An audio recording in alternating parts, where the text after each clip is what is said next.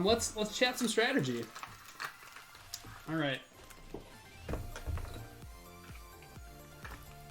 So, a little bit of Castles of Burgundy strategy. Nice. 42 Ethan and 36 John. Well played. Whew. Oh, no worries. You know, any questions, feel free to ask. And Amber will check your work, I'm sure. I agree. Okay.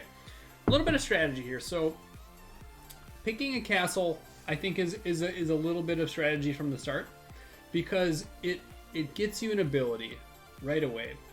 And that ability can be useful to you early in the game or not. So for example, picking the castle with the commodities, sure you're going to get points, and then sure you're likely going to get a mine. That's pretty cool, but it's not necessarily useful to you right away. Picking something with a worker is much more useful to you right away. Picking something with a monastery is probably the most useful in my opinion. A little bit more than the workers. And then picking something with a mine. The mine seems like a little bit opportunistic. Really good to use if you have, if you use it, for example, and you just don't accrue 3 of them and not use it. But for example, I think rolls need to be going really well. And once you start spreading out and getting some momentum, you can find spots to use that ability. Now, finding where you're going to place that number after the roll happens is also, I think, kind of a strategic thing too. So for example, this roll happens, you could choose to place this one, a gray 3, that gray 3 for me, it could be here or here, right? If I place it, let's say one versus the other, it might open up some more options. So opening up your options is great. There's no downside to selling your commodities. In fact, I don't think it's a may. I think it is a must. Yeah. Just as it happens.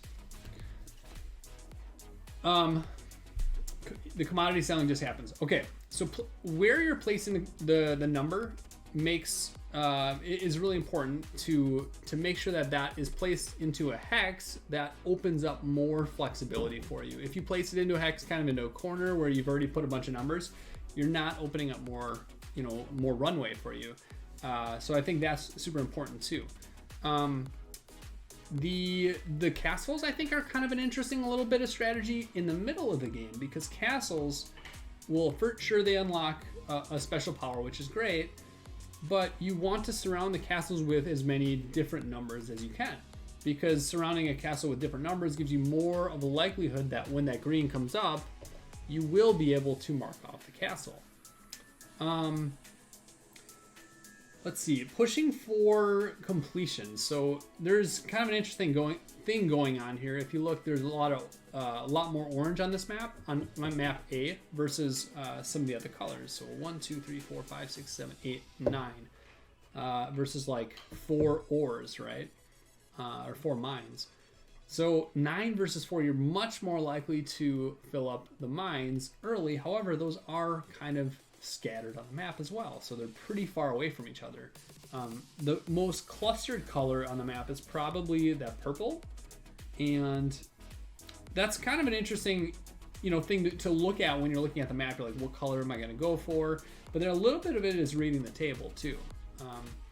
And again, I think in the solo mode, you're just thinking about what is your strategy and can you execute it. Yeah, any other strategies that anyone else is picking up on? Those are kind of the ones that I'm picking up on. Clearly, I underperformed the field, which is excellent. I'm excited to see that I can continue to do that. And let's